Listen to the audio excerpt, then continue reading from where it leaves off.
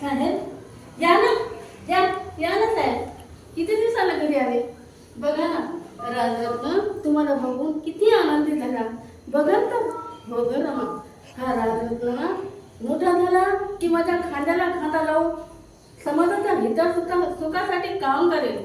तुझा राजरत्न ना खूप हुशार आहे, खूप खूप हुशार आहे.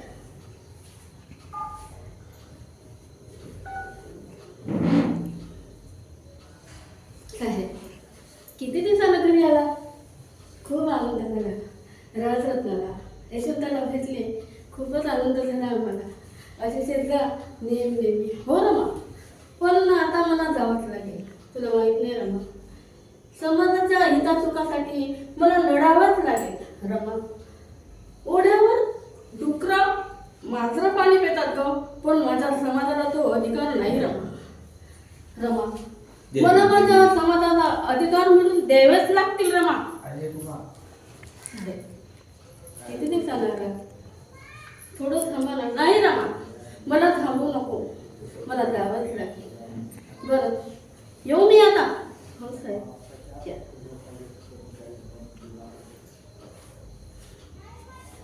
बरं राजरत्न, अरे याला तर खूप ताप आहे. काही औषध आहे का पाहते. अरे औषध तर मागच संपलं. थोडे पैसे असतील तर पाहते, औषध आणता येईल. पैसे काहीच नाही. राजरत्नाला थोडं काहीतरी खाऊ घालावं लागेल. काही तांदूळ बिंदूळ असते तर त्यांना भात वगैरे करून खाऊ घालते, त्याला थोडी शक्ती येईल. तांदूळ संपले, ना खायला ना प्यायला ना पैसे ना औषध आहे. राजरत्नाची व्यवस्था मला झाली नाही. बाबा काय करू मी, काय करू. नाही नाही, असं रडून चालेल नाही. साहेबांनी माझ्या डोळ्यात असून पाहिले की त्यांना खूप वाईट वाटले. ते म्हणतात तू अशी शांत संयमी स्त्री आहे, म्हणूनच तर मी समाजासाठी रात्रंदिवस काम करू शकते. तुझ्यामुळे सगळं आहे ग रमा, तुझ्यामुळे सगळं आहे असं बाबासाहेब म्हणतील. लोक मला यायला पाहिजे, पण काय करू. हे असं थांबतच नाही. नाही नाही, काहीतरी मार्ग निघेल, काही ना काही जरूर मार्ग निघेल. जास्त आजार झाला, जास्त ताप पडला तर त्याला कडुनिंबाचा पाला देतात. मी तसंच काहीतरी करून पाहेन.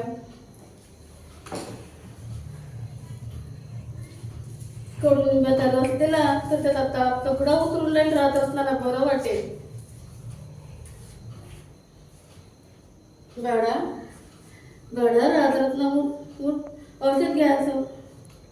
अरे हा तर खूप गार झाला, बहुतेक याचा ताप उतरला आहे. बरं वाटेल आता याला.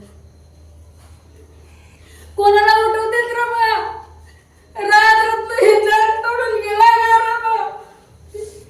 साहेब असं कसं बोलत आहे, आणि राजरत्न हे जग सोडून गेला असं कसं काय म्हणत आहे तुम्ही. हो ग रमा, या जातीवादी विनंतीने आपल्या सोन्यासारख्या राजरत्नाचा बळी घेतलाय रमा. आपल्या राजरत्नाचा बळी घेतलाय. राजरत्न हे जग तोडून गेला ग रमा. माझा राजरत्न, माझ्या लेकराला काहीच भेटलं नाही. ना औषध भेटलं, ना खायला भेटलं. मी काही करू शकले नाही. बडा राजरत्न मला माफ कर. असे अभागी आई वडील रे बाळा तुझे. आम्हाला माफ करशील, आम्हाला माफ करशील बाळा. रमा, माणूस मेला की त्याला कोऱ्या वस्त्रात गुंडाळतात, तो त्याचा अंतिम संस्कार असतो. पण आपल्याकडे ना पैसे आहेत ना कोरी वस्त्र आहेत. असं म्हणू नका साहेब, असं म्हणू नका.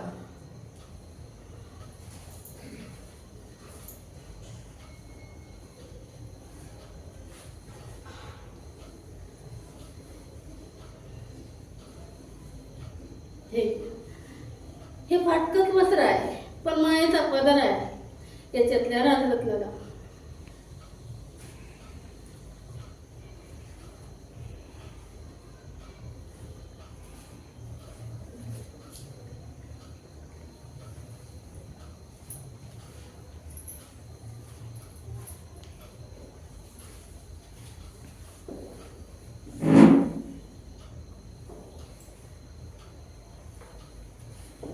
साहेब असे कपडे घालून कुठं निघाला?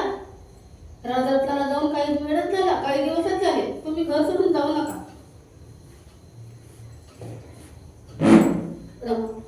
माझा एक राजरत्न हे जग सोडून गेला, पण माझे हजारो लाखो राजरत्न माझी वाट बघतायत. रमा, मला जावंच लागेल. रमा, रमा, तुला माहिती नाही, घोड्यावर पानवट्यावर कुत्रे मात्र पाणी पितात, पण माझ्या समाजाला तो अधिकार नाही आहे. रमा, माझा समाज अगदी दारिद्र्य आणि गरिबीत खितपत पडलेला आहे. त्यांना माहिती नाही ती सिंहाची औलाद आहे. रमा, सिंहाची औलाद. पण ते कसे जगतात ग? एखाद्या केविलवाण्या सारखे जगतात. रमा, मला आठवण करून द्यावंच लागेल त्यांना की तुम्ही सिंहाची औलाद आहात, सिंहाची औलाद आहात. रमा, माझा एक राजरत्न औषधाविना भुकीने विना, पण याच्या पुढे माझा एकही राजरत्न औषधाविना भुकीने मरणार नाही. रमा, मी मरू देणार नाही. रमा, माझा जीव गेला तरी चालेल, पण जातीवादी विषमतेचा हे जहर मी मुळापासून उखडून टाकेन, मुळापासून उखडून टाकेन आणि समता प्रस्थापित करेन. रमा, समता प्रस्थापित करेन.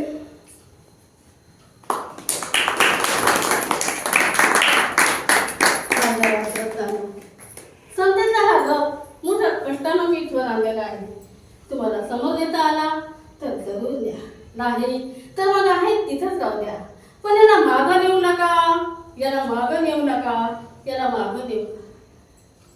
निभिड जंगले तोडवीत आलो, फोडून या टाहो रथसमतेचा असा नीला सांभाळून न्या हो. रथसमतेचा असा नीला सांभाळून न्या हो, सांभाळून न्या हो. जय